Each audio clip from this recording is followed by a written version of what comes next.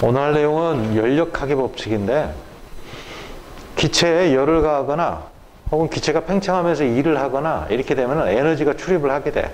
그러면서 막 부피도 변하고 온도도 변하고 이러거든. 이거는 이제 물리적인 법칙으로 아주 정량화 시켜가지고 수식으로 계산을 하는 거야. 실제로 이 자동차, 굴러다니는 자동차 있잖아. 내연기관이지. 가솔린이나 디젤 기관. 이런 기관들은 다 이 열역학 법칙으로부터 다 개발이 됐거든. 자, 어떤 내용이 있는지 보자고. 이제 여기 이상기체라는 용어가 있어요. 이상기체라는 용어는 압력이나 부피나 온도가 물리적인 법칙을 정확하게 만족하는 이상적인, 가상적인 기체를 이상기체라 그래. 실제 기체는 이 이상적인 기체에 가깝게 행동을 해. 근데 약간의 오차가 있어. 예를 들면 기체에 열을 가하잖아. 그럼 온도가 높아지면서 분자 운동이 활발해지지? 그럼 기체가 팽창하겠지? 부피가 커진다고. 이상적인 기체의 경우는 압력을 일정하게 하면 절대 온도를 2배 하면 그러면 부피도 2배가 돼. 근데 실제 기체는 있잖아. 분자 간에 이 서로 끌어당기는 인력이 작용하거든. 이 인력 때문에 실제는 이 부피가 그만큼 더 많이 커지질 못해. 온도가 2배 되면 부피도 2배 되는데 부피는 막 1.95배 뭐 이 정도밖에 증가하지 않는다고. 이런 거는 실제 기체야. 근데 그렇게 계산하면 그 오차까지 고려하면 너무 복잡하잖아. 그래서 고등학교 과정에서는 그냥 물리적인 법칙, 뭐 보일의 법칙이나 뭐 샤르의 법칙, 중학교 때 배웠나? 압력하고 부피하고 온도 관계, 이런 관계를 정확하게 만족하는 기체, 가상적인 기체를 이상기체라 그래. 그리고 여기에서 사용하는 온도는 전부 다 절대 온도야. 절대 온도 어떻게 고치는지는 알아? 배웠어? 섭씨 온도다 어떻게 해? 절대 온도는 섭씨 온도에다가 273을 더하지. 섭씨 온도와 절대 온도의 차이점 뭐지? 273을 더한다고. 이거는 일상생활에서 사용하는 온도야. 물에 어는 점을 0, 끓는 점을 100으로 두고 100등분한 거거든. 일상생활에서 사람이 일상생활 하는데 필요한 어떤 값을 정확하게 나타낼 수가 있지. 근데 요거는 과학에서 쓰는 온도야. 절대 온도는. 여기는 부피와의 관계를 가장 정확하게 나타내 줄 수 있는 온도야. 그래서 이 절대 온도는 열역학에서는 다 절대 온도를 쓴다라는 거 알아두고. 식을 하나씩 볼게. 기체 분자의 평균 운동 에너지 해가지고 EK, 요거는 기체 분자들은 이렇게 무수히 막 무질서하게 운동을 하잖아. 그러면 기체 분자는 질량도 가지고 있고 속도도 있으니까 운동 에너지를 갖고 있을 거 아니야? 그 운동 에너지를 말하는 거야. 그 운동 에너지는 뭐에 비례한다? 온도에 비례한다야. 2분의 3 KT 그랬는데 2분의 3 요거는 그냥 비례상수라고 생각하면 돼. 그럼 비례상수. 큰 의미는 없어. 물리원 과정에서 요 값 때문에 뭔가 뭐 답이 달라지거나 그러진 않아. 중요한 건 뭐야? 운동 에너지는, 기체 분자가 가지고 있는 운동 에너지는 뭐에 비례한다? 절대 온도에 비례한다. 요게 중요한 거지. 요거 알고 있어야지. 자, 온도를 열을 가해서 온도를 높여봐. 그럼 분자 운동이 활발해지지? 그럼 운동 에너지가 커진다 이런 말이야. 그래서 예를 들면 만약에 절대 온도가 2배가 되잖아. 그럼 운동 에너지가 2배가 되겠지? 운동 에너지가 요것도 2배가 된다 이런 뜻이야. 그럼 속도는 몇 배 되겠어? 속도의 제곱이 2배 되는 거니까 속도는 몇 배다? 루트 2배다 뭐 이런 식으로 답을 하면 돼. 이 식에 대해서 사실 자세히 물어보지는 않아. 그런데 뭐가 중요해?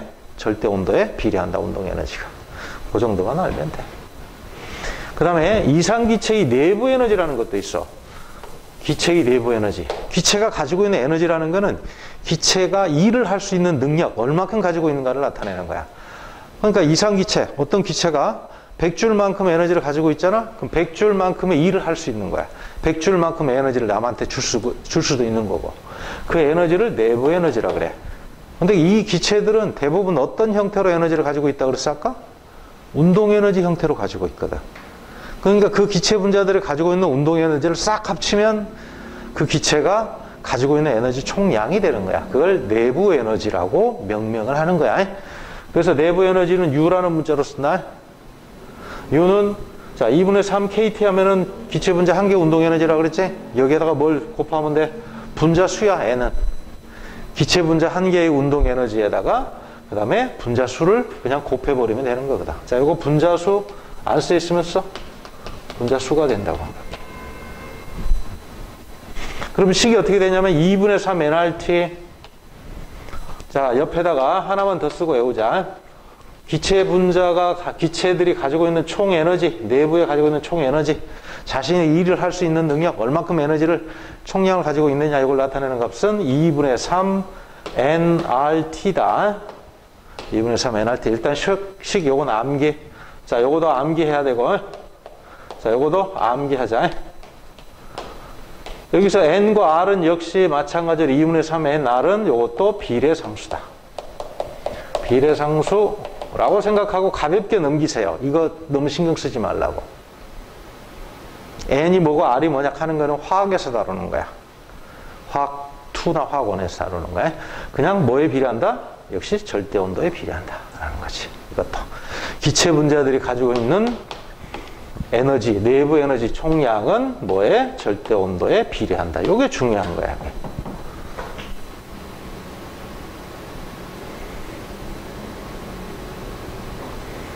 됐지? 자, 그러면 이거를 문제로 한번 확인을 해보자고.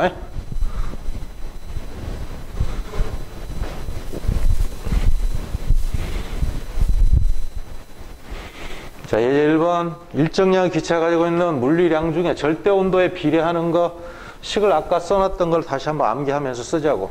암기하라는 의미에서 문제를 낸 거야. 이 K는 어떻게 된다? 2분의 3KT. 그냥 요거는 절대 온도에 비례한다. 이렇게만 쓰자. 그냥 운동 에너지는. 그리고 운동 에너지를 싹 합친 게 내부 에너지인데, 내부 에너지는 2분의 3 nRT다. 이렇게 쓰자고. 요것만 암기하자고. 자, 그러면 운동 에너지는 절대 온도에 비례하겠지. 요게 2배 되면 요것도 2배지. 요거 맞지? 내부 에너지도 절대 온도에 비례하지? 이것도 맞지? 평균 속도는 어떻게 돼야 돼? 아까 운동 에너지는 평균 속도의 제곱에 비례한다 그랬잖아. 그지? 그러니까 속도의 제곱이 절대 온도에 비례한다. 이렇게 해야 정확한 표현이지. 이렇게. 속도의 제곱을 해야 되겠죠? 제곱. 그래서 디귿하고 리얼 이렇게 하면 돼. 그 다음에 기체에 열을 가하거나 혹은 이 기체가 일을 했을 때 부피나 온도나 압력이 변해. 부피나 온도나 압력이 변했을 때 그 부피, 온도, 압력과의 관계를 정확하게 나타내주는 식이 뭐냐면 이상기체 상태방정식이라는 거야. 자, 이것도 식이 좀 복잡해 보이는데 사실 이런 식들은 물리원에서는 다루지는 않아. 식은 안 다루는데 내용은 또 나와. 그러니까 교과 과정이 좀 이상하게 돼 있어. 차라리 식을 가르쳐줘 버리면 편하게 문제를 풀 텐데 식은 안 가르쳐주고 말로 막 나와. 해석을 해서 나와. 근데 문제 풀 때, 꼬아는 문제를 풀 때 애매할 때는 식을 써야 돼. 안 쓰면 정확하게 문제가 안 풀리거든. 아까 그 앞에 것도 식은 안 나오고 식을 해석한 내용만 나오는 거야. 그래도 식을 암기해서 풀어야 정확하게 풀 수 있고 안 까먹거든. 그래서 내가 식 가르쳐 주는 거야. 그리고 학교 내신 문제는 식으로 낼 수 있어. 또 수능에서는 식 자체를 물어보지는 않아. 근데 식을 해석한 결과를 물어보지. 자, 이것도 뭐냐면 nr은 이것도 비례상수라. 이것도. 자, 비례상수라고 쓰세요. 이거 비례상수고. 절대 온도야. 절대 온도. 그 다음에 요거는 pressure 해서 압력. V는 부피를 영어로 뭐라 그래? 전 부피를 영어로 뭐라 그래? 그렇지. 볼륨 그러지? 그래서 V라고 쓰는 거야. 압력, 부피, 절대 온도. 온도는 템퍼처 해서 T라고 쓰는 거고. 자, 온도를 높이면 압력이 높아지거나 부피가 커진다 이런 거거든. 온도를 예를 들어서 2배 했다 치자. 만약에 압력이 일정하다면 부피가 몇 배? 2배. 그러면 부피가 일정하다면, 그러니까 기체가 팽창하거나 수축되지 않도록 고정을 시켜버리면 온도를 높이면 어떻게 돼? 분자 운동이 활발해지니까 벽에 충돌하는 수가 늘어나겠지? 그러면 압력이 높아질 수밖에 없다고. 만약에 부피가 일정하다면 압력이 2배가 되는 거야. 온도가 2배 될 때. 충분히 우리가 알 수 있는 식이야. 사실은 여러분들 중학교 때 배웠던 보일의 법칙, 샤를의 법칙을 두 개를 합쳐 놓은 식이야. 보일 샤를의 법칙이야. 이게 똑같은 거야. 근데 유식하게 식으로 표현한 거야, 그냥. 알겠죠? P와 V의 곱은 온도에 비례한다. 그래서 절대 온도가 높아지면 압력이 높아지거나 부피가 커지거나 이렇게 된다. 생각하면 돼. 알겠죠? 자, 문제를 한번 풀어보자고. 자, A점의 온도가 300K다. B와 C점의 온도가 어떻게 되겠느냐. 그냥 상식적으로 한번 풀어보고 그 다음에 식에 대입해서 풀어볼게. 자, 압력이 일정하네. 예? 압력이 일정한데 부피가 몇 배 됐어? B는 A에 비해서 4배지? 뭐 온도 4배 돼야 되겠지? 맞아? 그러면 C는 B에 비해서 부피는 똑같은데 압력이 4분의 1배로 줄었네? 그럼 분자 운동이 느려졌다는 거잖아. 온도가 내려갔겠지? 몇 배로? 4분의 1배로 내려간 거야. 그래?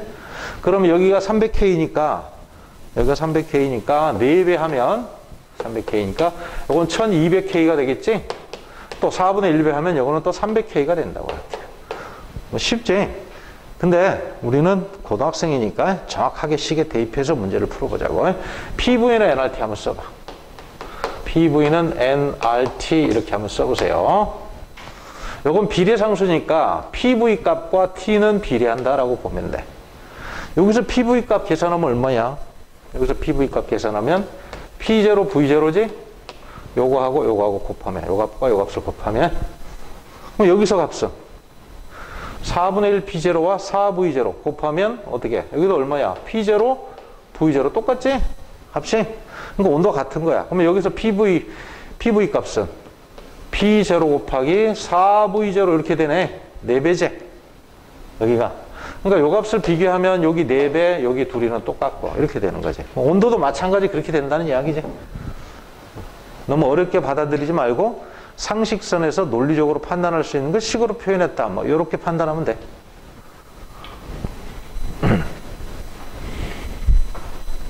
그 다음에 요 그래프를 또 해석을 해야 돼. 자, 앞으로 Y축을 압력으로 두고 X축을 부피로 둔 그래프가 자주 등장할 거야. 압력 부피 관계를 나타내는 그래프야. 자, 식 써보자 다시. PV는 nRT에서 다시 한번 써봐. PV는 nRT에서 식을 살짝 변형시켜 볼게. 어떻게? P는 V를 이쪽으로 넘기자. P는 V분의 nRT 이렇게 써보자. 써봐. 옆에 빈 공간에 써. 자, 요거 X축으로 보냈지? 요거는 Y축이죠? X와 Y는 무슨 관계?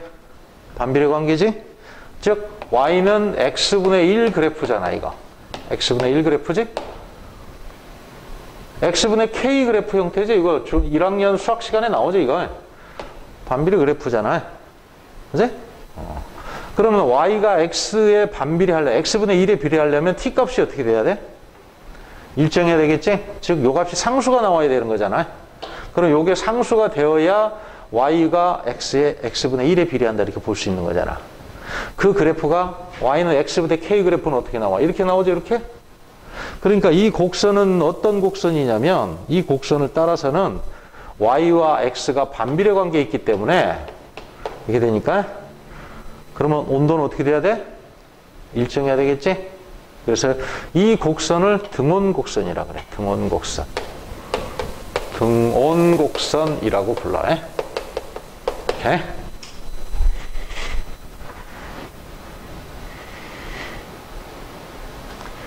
만약에 온도가 여기서 높아진 상태에서 등온 상태를 유지하면 어떻게 될까? 온도가 높아진 상태에서 등온 상태를 유지하면 위쪽에서 그려지겠지, 이렇게. 여기 온도를 T1이라고 하고, 이 온도를 T2라고 하면 누가 온도가 높은 거야? T2가 높겠지? 그럼 여기서 K 값이 크면 1학년 때 배웠잖아. 위쪽에서 그려지잖아요, 그래프가. 그래서 T1에 비해서 T2가 온도가 높아. 몇 배 높아? 아까 봤지? 4배 높아, 4배. 아무튼 이 곡선상을 무언가 PV 값이 변하면서 이 곡선상을 움직이게 되면 온도는 일정하다, 이렇게 판단하면 돼. 그래서 이 그래프 앞으로 자주 나올 거니까 눈여겨봐라.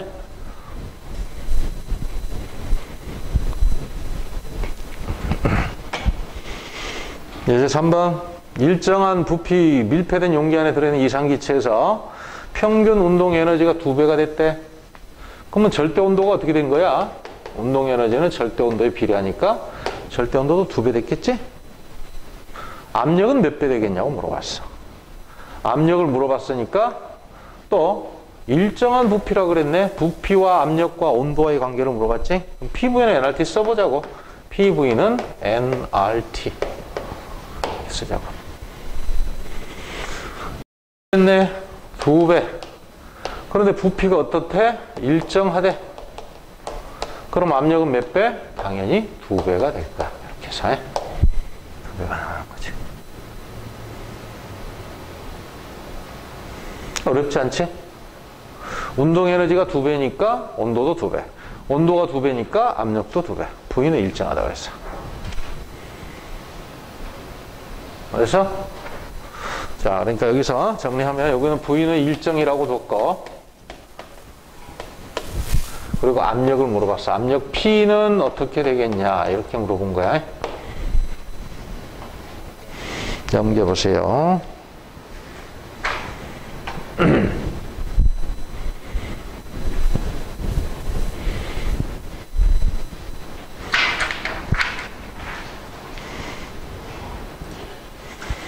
자, 기체가 일을 한대. 기체가 하는 일을 계산한대. 기체가 일을 하는 경우 대표적인 예는 뭐지? 자동차 엔진이죠? 자동차 엔진에 보면 이런 실린더가 있어요. 요 안에 연료를 분사시켜서 연료를 폭발시키잖아. 폭발적으로 연소시키면 열이 발생해서 그 열에 의해서 부피가 팽창한다고. 팽창하면서 피스톤을 밀어내지. 그럼 이쪽에 크랭크 축이 달려있고 변속기 달려있고 자동차 바퀴로 연결되지. 그러면서 자동차 바퀴를 움직이게 되는 거지. 일을 한다고. 그러면 얘가 팽창하면서 여기서 연소된 기체가 폭발하면서 온도가 갑자기 확 올라가니까 부피가 커져. 그러면 이쪽으로 압력을 가해. 압력을 가하면 곧 힘도 가게 되잖아. 힘을 가해서 이동을 시킨다고. 그러면 일을 하는 거야. 기체가. 외부에. 그래서 기체가 하는 일은, 모든 일은 계산하는 식이 똑같지. 힘에다가 뭘 곱해? 거리를 곱하잖아. S라고 표기를 해도 되는데 그냥 구태여 델타 S라고 표기한 거야. 힘에다가 이동한 거리의 곱으로 E를 계산을 한단 말이야. 그런데 여기 압력이 있으니까 이 힘을 압력에 관한 식으로 한번 나타내보자. 압력에 관한 식으로. 압력은 어떻게 정리하지? 압력 P는, 압력이란 단위 면적당 작용하는 힘. 단위 면적당 작용하는 힘을 압력이라 그래. 압력의 정의야. 그럼 압력은 뭘 나누면 계산이 되겠어? 면적으로. 이 면적에 작용하는 힘을 나누면 계산이 되겠지? 힘은 F, 그 다음에 면적은 A, 이렇게 쓸 수 있단 말이야. 여기서 피스톤의 요 면적을 A라는 문자로 표기했어. 그러면 여기서 힘을 다시 한번 식을 변형시켜보자. 힘은 뭐 곱하기 뭐야? 양변에 A를 곱하면 되잖아. 단위 면적당 작용하는 힘인 압력에다가 뭘 곱하면 돼? 면적을 곱하면 되는 거지. 단위 면적당 작용하는 힘에다가 면적을 곱하면 이 면적에 작용하는 총힘. 그러니까 여기 압력 P라고 썼는데 이걸 F로, 여기 P가 아닌 F 값으로 계산해 보자고. 그럼 P 대신에 뭐? F 대신에 뭐? PA 이렇게 쓸 수 있겠지. 여기 F가 되는 거지, 그지? 그런데 여기서 A를 이렇게 한번 곱해보자고. 그럼 뭐가 되노? A 곱하기 면적 곱하기 이동 거리야. 피스톤이 밀려난 거리를 곱했어. 그러면 이 원기둥에 뭐 면적이나 부피가 나오지 이거에. 이렇게. 그래서 델타 V가 된다고. 이게 델타 V. 이거 V가 아니지. 델타 V가 돼. 그래서 이거는 부피 변화량이 계산이 되지. 부피 변화량이 이렇게 계산이 된다고. 그래서 기체가 팽창하면서 일을 하게 되면 P 델타 V 이렇게 식을 쓸 수 있다고. P 델타 V. 알겠어? P 델타 V 식을 암기해야 돼. 이거는 기체가 하는 일이야. 그러니까 무언가 부피가 변해야 돼. 어? 델타 V가 양이. 부피 변화량. 항상 양을 해야 돼. 어? 항상 양을 해야 돼. 이 설명하려고 하잖아. 그럼 기체가 팽창할 수도 있고 압축이 될 수도 있고 그렇단 말이야. 그럼 팽창할 때는 기체가 팽창하면서 외부에 힘을 가해서 이동을 시키니까 외부에 일을 하는 거라. 근데 만약에 기체가 압축이 되면 어떻게 될까? 힘을 외부로부터 받아야 되지. 압축이 되려면. 그러면 외부에서 이 기체에 일을 해주게 되는 거야. 그럼 이 기체는 E를 받는 거지. 그래서 필기하자고. 기체가 팽창을 할 때는 외부에 E를 해주는 거고, 외부에 E를 해주는 거고, E를 해줌 이렇게 쓰자고. 만약에 압축이 되면 어떻게 될까? 압축이 되면 외부로부터 E를 받음. 외부로부터 E를 받음.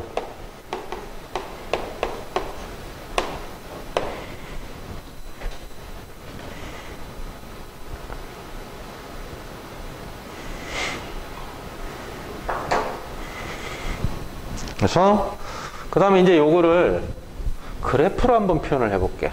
그래프로.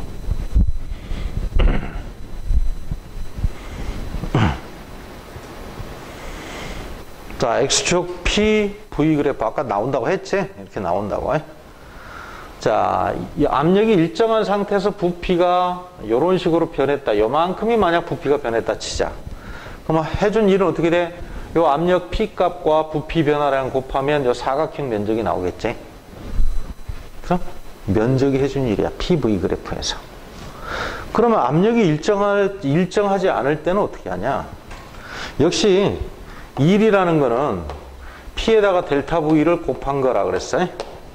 그런데 이 V가 X축 물리량이야. 이거는 Y축 물리량이고, X축 물리량과 Y축 물리량을 곱한 물리량이거든. 앞에서 이런 경우는 뭘 읽었어? 그래프에 항상 면적을 읽었지? 예를 들어봐. 앞에서 했잖아. VT 그래프가 있다. VT 그래프가 있다. V가 요 V가 아니지 이제.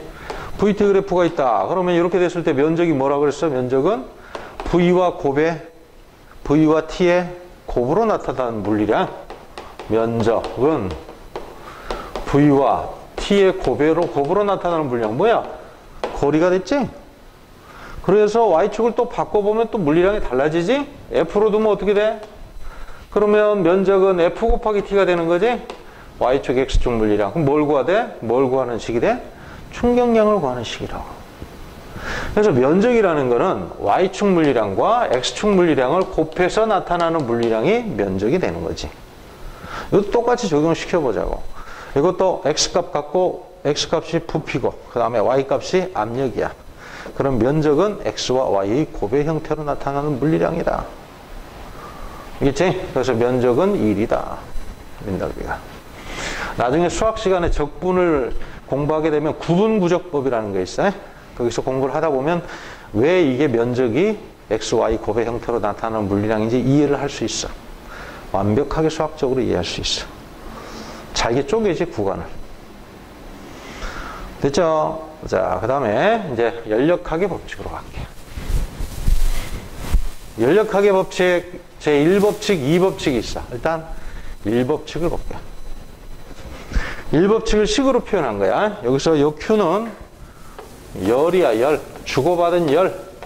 그 다음에 요거는 내부 에너지 변화량, 내부 에너지 변화량을 나타내는 값이고, 그 다음에 요거는 일, 해준 일이나 받은 일을 말하는 거야. 식으로 나왔지? 식으로 나오면 식은 하나의 원리를 표현한 거기 때문에 그림으로 이해를 하자고. 무조건 그림을 그려서 풀어. 그림은 내가 그려놓은 거야. 일반 책에는 안 나와. 근데 이해를 쉽게 할 수 있어. 기체가 내부에 가지고 있는 에너지가 U야. 여기 내부 에너지. 자기가 가지고 있는 에너지는 외부와 교환을 해. 어떤 형태로? 일의 형태로 에너지를 주고받기도 하고, 혹은 열의 형태로도 에너지를 주고받아.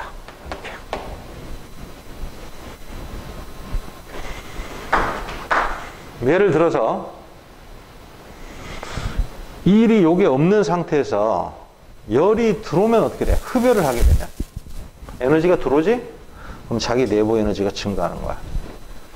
일이 이게 제로라는 전제하에 열을 100줄 받잖아? 그럼 내부 에너지는 100줄이 증가해. 그럼 열을 방출하잖아, 100줄. 그러면 자기 내부 에너지는 100줄이 줄어. 그 다음에 열이 없는 상태에서 일의 형태로 주고받는다고 쳐보자. 열이 없는 경우, 즉 열이 차단되어 있는 경우를 단열이라 그래, 단열. 열이 차단되어 있는 상태에서 만약에 기체가 팽창하면서 일을 해줬다. 그러면 에너지가 나가는 거야. 100줄 일을 해줬다. 그러면 자기 내부 에너지는 100줄이 감소하는 거야. 그 온도가 떨어져. 그렇게 되면. 자, 일을 받았다. 외부로부터. 그러면 피스톤 기체가 압축이 되는 거겠지? 그래서 압축이 되게 되면 어떻게 되냐면 에너지를 받는 거야. 내부 에너지가 받은 만큼 증가하는 거야. 그럼 이제 두 개 다 있잖아. 그럼 어떻게 돼? 출입하는 양을, 들어오는 양과 나가는 양을 다 계산해주면 돼. 열의 형태로 예를 들어서 100줄만큼의 열을 받았다. 근데 또 일을 압축이 되면서 일을 받아서 50줄 일을 받았다. 내부 에너지가 얼마 되겠어? 기존에 가지고 있는 거에다가 증가하겠지? 이렇게 들어오고 만약 기체가 압축되면서 일을 받으면 총 150줄을 받지? 그럼 내부 에너지는 150줄이 증가하는 거야. 그래서 자, 또 해보자. 일을 압축이 되면서 50줄 받았는데 열을 방출해버렸어. 100줄 형태. 100줄 열의 형태로. 내부 에너지는 어떻게 돼야 돼? 50줄 받았는데 내보낸 거는 100줄이야. 그럼 차 가지고 있는 게 줄지? 얼만큼? 50줄 줄어든다 이거야. 그걸 식으로 표현한 거야. 받은 열을 내부 에너지를 증가시키는 데 쓰고 일부분은 일을 하는 데 쓴다. 이거거든. 그러니까 이건 에너지 출입을 총 에너지 양은 보존된다라는 전제하에 계산한 거야. 알겠지? 식은 식일 뿐이야. 이 머리로 그림을 그려서 이해를 해주면 돼. 에너지 보존 법칙이야. 그러니까 이거는 결국에는 넓은 의미에서 에너지 보존 관계를 나타낸다. 에너지 보존 관계를 나타낸다. 그렇지. 중간에 에너지가 세버리면 이게 딱 숫자가 안 들어맞지? 에너지가 딱 중간에 총량이 보존된다라는 전제하에 계산을 하는 거거든. 됐지? 자, 이제 이걸 한번 적용을 한번 시켜보자고. 이걸 연력학 제1법칙이라 그래. 자, 이상기체의 변화 과정의 정적 과정을 한번 고찰을 해보자고. 정적 할 때 이 적자는 부피 적자야. 부피. 부피가 어떻다는 이야기야? 일정하다는 이야기겠지? 부피가 일정하다. 그러니까 부피 변화 없이 무언가 열이 출입하게 되면 정적 변화라 그래. 여기 봐봐. 여기나 부피가 똑같지? 열을 가했어. 근데 그러니까 이거 못 움직이게 딱 고정을 시켰거나 다른 장치를 했겠지. 열을 가해서 열이 이렇게 들어가고 있어. 열은 받고 있어. 근데 근데 부피가 안 변하면 이동한 거리가 없잖아. 그럼 아무리 많은 힘을 가해도 이동 거리가 없으면 일은 하지 않는 거지? 일을 하지 않는다고. 자, 애매하니까 식을 정확하게 써서 풀자고. 아까 알려준 수식 중에 3개를 써. 그리고 그림을 그려. 그래서 문제를 풀면 복잡하지 않게 다 풀 수 있어. 자, 써봐. 내부 에너지를 식으로 표현하자. 내부 에너지는 2분의 3 nRT 식 쓰고, 그 다음에 PV는 nRT. 이거. 요게 2분의 3 nR이나 nR은 비례상수니까 큰 의미는 없어. 이거. 비례상수라고 그랬어. 그 다음에 식이 또 W는 1W는 P 델타 V 이렇게 식 쓰였지. 요 식 3개로 적용을 한번 해보자고. 일단 말로 한번 풀어볼게. 그 다음에 식으로 한번 풀고. 자, 일단 열을 받았어. 근데 움직임이 없어. 움직임이 없기 때문에 부피 변화도 없어. 그럼 1이 0이야 이게. 요게 0이거든. 출입이 없어. 근데 열을 받잖아. 들어온다는 이야기야 이렇게. 그럼 내부 에너지가 어떻게 돼? 증가하겠지? 받은 열만큼. 근데 내부 에너지는 뭐하고 비례? 온도에 비례. 그럼 온도가 올라간다고. 그래서 여기 있던 게 부피요. X값은 일정하잖아. 그 상태에서 온도가 이렇게 올라가는 거야. 그러면서 내부 에너지가 증가하는 거지. 근데 내부 에너지가 얼만큼 증가해? 받은 열만큼 증가하겠지? 그래서 식으로 풀어보면 Q는 받은 열, Q는 뭐와 같다? 내부 에너지 증가량과 같다. 이렇게 쓸 수 있는 거지. 물론 아까 그 식에서 플러스 W인데 W가 0이기 때문에 이건 뒤에 건 쓰나 마나지. 식으로 하지 말고 머릿속으로 이렇게 딱 정리를 해두자고. 자, 그럼 이제 식으로 표현할게. 자, 요거는 0이야, 0. 출입은 없어. 근데 열의 형태로 들어왔어, 이렇게. 그럼 내부 에너지는 당연히 증가하겠지, 내부 에너지는. 이렇게. 내부 에너지가 증가하니까 온도도 당연히 올라갈 거야. 이렇게. 이해가? 자, W가, 델타 V가 0이기 때문에 W도 0이다.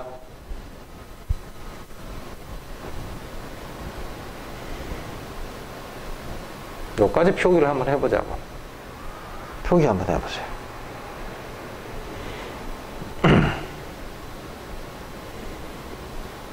그러면 압력은 어떻게 될까? 자, 부피 변화 없는 상태에서 열을 가하면 분자 운동이 활발해지겠지? 얘가 에너지를 얻으니까.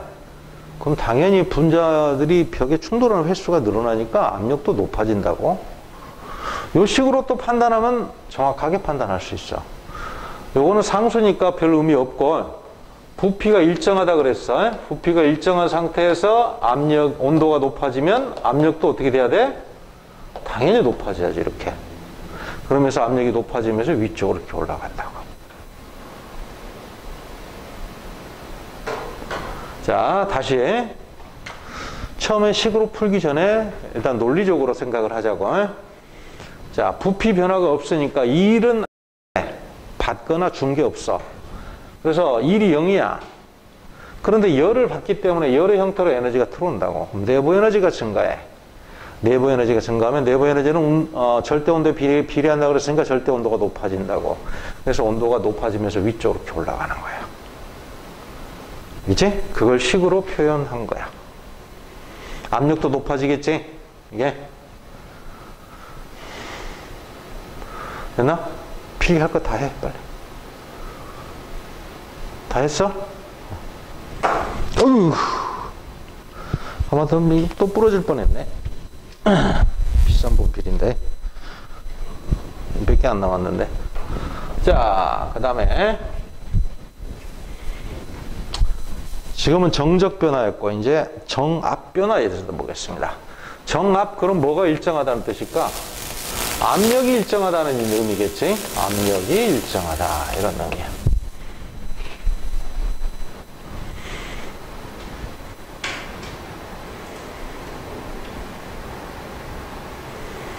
자, 이 그래프 보자고. 압력이 일정한 상태에서 열을 가하게 되니까, 부피가 커졌어. 그러면 부피가 커지니까 X값이 늘어난 거야.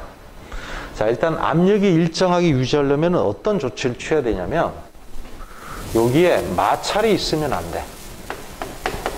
마찰이 없어야 돼. 그러면 안쪽과 바깥쪽이 항상 똑같은 값을 유지해.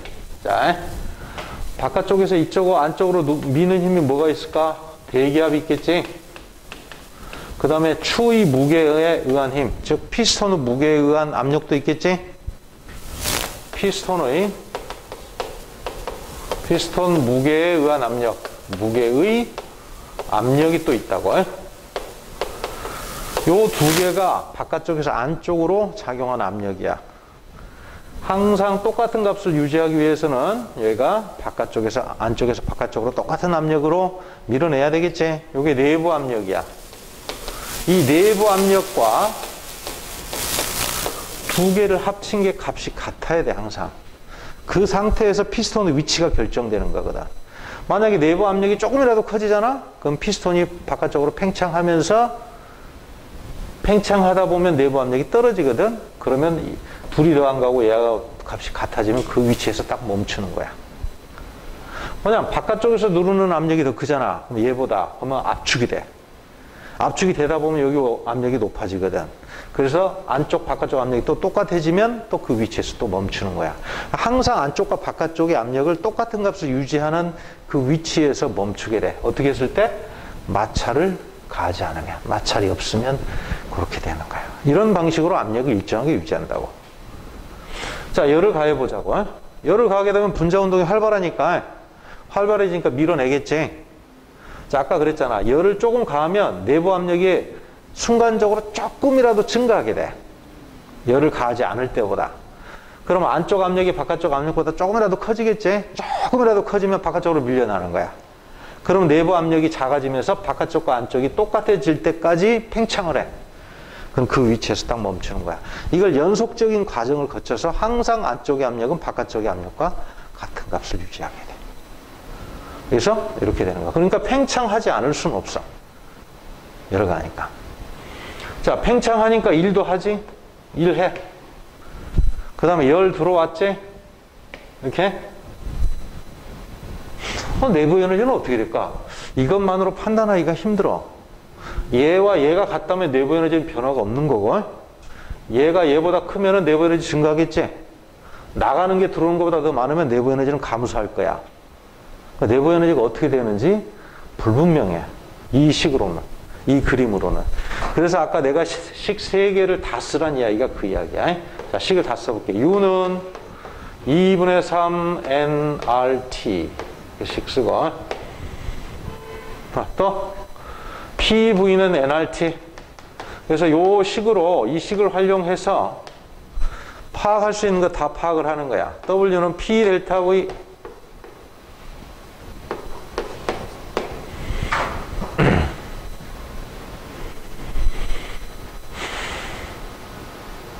압력이 일정하다 그랬어. 근데 부피가 커지지. 저기 보면 부피가 커진다. 압력이 일정해서 부피가 커지지. 맞아? 그러면 온도가 높아질 수밖에 없다고. 그래프를 안 그리더라도 샤를의 법칙이잖아. 압력이 일정한 상태에서 부피가 커지려면 온도가 높아져야 돼. 온도가 2배 되면 부피도 2배 되는 거지. 이렇게. 맞아? 온도가 높아질 수밖에 없어. 부피가 커지려면. 그러면 온도가 높아지게 되면 어떻게 돼? 내부 에너지도 증가하게 되는 거야, 이게 값이. 그러니까 요 값이 증가해. 그러면 들어오는 열은 일의 형태로 방출하는 것보다 많아, 적어? 요 양과 요 양 중에 누가 더 많아? 얘가 더 많다는 이야기야. 그런 열의 형태로 들어오면 일부분은 일을 하는 데 쓰고 나머지는 내부 에너지로 축적하는 거야. 그래서 압력이 일정한 상태에서 팽창을 하니까 왜? 등원곡선상으로 봤을 때도 위쪽 등원곡선으로 이동하지? 일을 하지? 얼만큼? 요 면적만큼 일을 한다고. 그럼 내부 에너지 증가량은 얼마가 돼? 받은 열에서 해준 일을 뺀 나머지가 내부 에너지 증가량이 되는 거야. 그러니까 식으로 표현하면 받은 열은 2가지 형태로 사용이 되는 거지. 하나는 내부 에너지를 증가시키는 데 사용이 되고, 하나는 일을 하는 데 쓰고. 이렇게 되는 거야.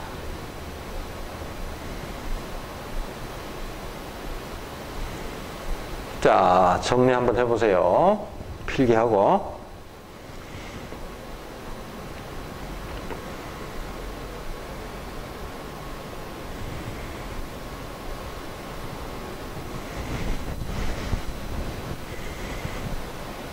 예제 4번 다 했어?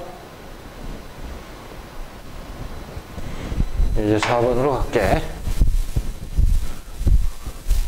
응? 내부 에너지가 작아지면 왜? 아까 온도가 높아진다 그랬으니까 내부 에너지 작아지면 안 되지. 이른지면 자꾸 낮아지는 거야. 어? 이른지면 온도가 낮아지는 거야. 그 열이 없을 때, 받은 열이 없을 때는 그렇지. 열의 형태로 받기 때문에 에너지가 들어오잖아, 다른 데서. 자, 그 다음에 예제 4번 봐봐. 그림 그려. 그래. 그리고 식 3개 써. 요는 2분의 3 nRT. 그 다음에 n자가 이상하네. PV는 nRT. W는 P 델타 V. 일단 나중에 쉬는 시간에 모아서 질문해.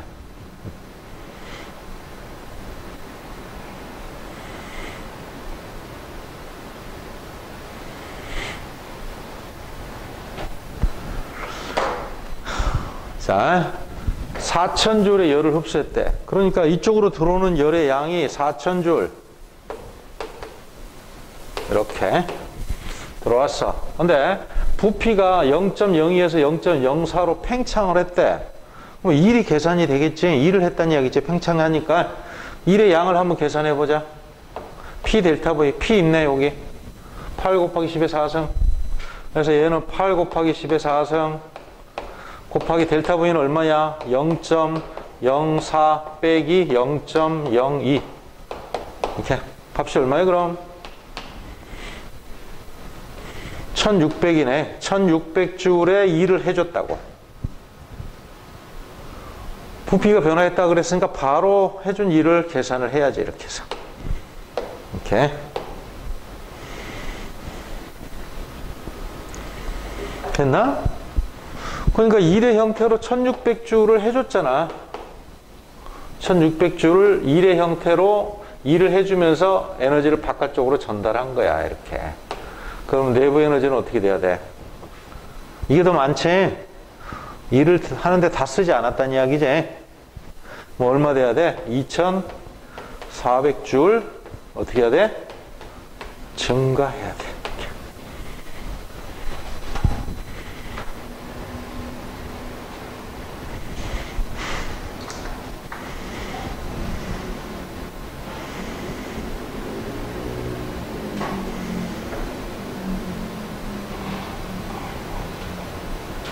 됐어?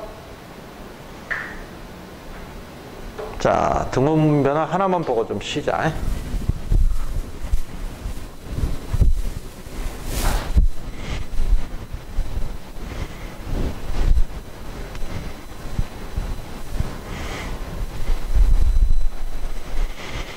등원 변화네. 식 3개 또 쓰자. 요는 2분의 3 NRT.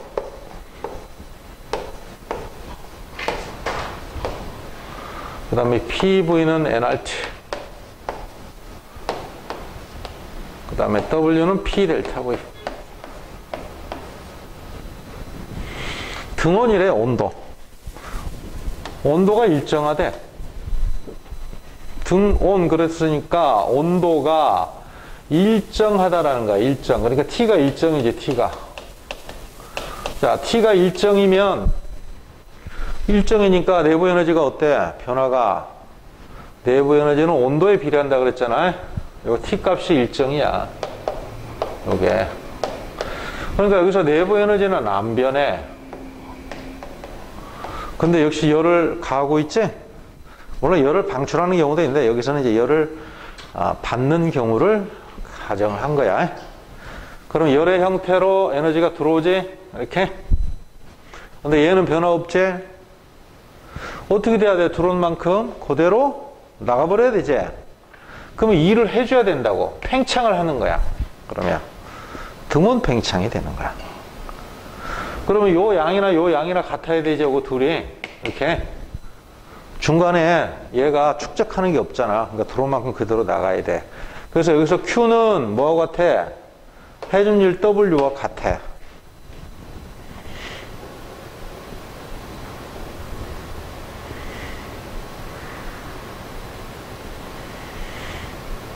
그러니까 팽창할 수밖에 없다고. 압력이 어떻게 되겠어? 그러면 등원 곡선을 따라서 팽창하겠지. 등원 상태라고 했으니까. 압력, 온도가, 부피가 커지면서 압력도 같이 감소해. 자, 문자로도 표현하자. 요건 어차피 비례상수니까 할 필요 없고, 요 값은 일정이야. 그 부피가 어떻게 돼? 팽창하면서 커지지? 일을 하니까 부피가 팽창해야 되지? 그러면 압력은 어떻게 돼야 돼? 낮아져야 돼, 이렇게. 요거지, 요거. 압력이 점점점 낮아지면서 부피가 팽창하고 있다. 이렇게 되는 거지. 100줄 열을 받았다. 그러면 해준 일도 100줄이야. 내부 에너지는 변화 없고 똑같아. 됐죠? 조금만 쉬었다 하자.